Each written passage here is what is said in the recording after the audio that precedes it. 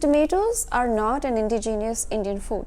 They came in from Spain, and Ayurvedically as well, and even as per nature cure, tomatoes are considered an acidic, a poisonous plant, which is to say that it depletes the body in some ways. This understanding is there in ancient Indian knowledge, as well as in macrobiotics, as well as in certain sections of holistic modern medicine, where there is a category of vegetables called as the nightshade vegetables, which increase inflammation and the inflammatory response in our body if we consume more of these vegetables.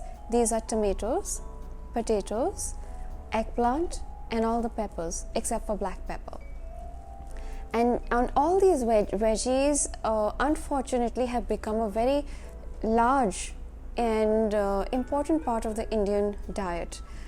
And you know, we, as much as we want to create a variety in our cooking, having these occasionally to create a variety is perfectly fine. So if we throw in a little tomato into a pasta, or if we throw in a little tomato into our kala chana curry, that's perfectly fine. That's not going to have a very harmful effect. However, if you begin to have tomato ketchup with a lot of foods that you eat, have tomato soup in the evening as your healthy soup, like I'm eating soup and it's healthy for me, and you have tomato soup, that's not very good either.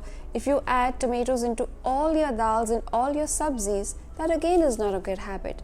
So we want to see the quantity of tomatoes we're having, reduce it, use it only where it's necessary and creates a really nice flavor for you, but not use it mindlessly in all dishes or too often or every day, as having it on a regular basis is depleting for our body.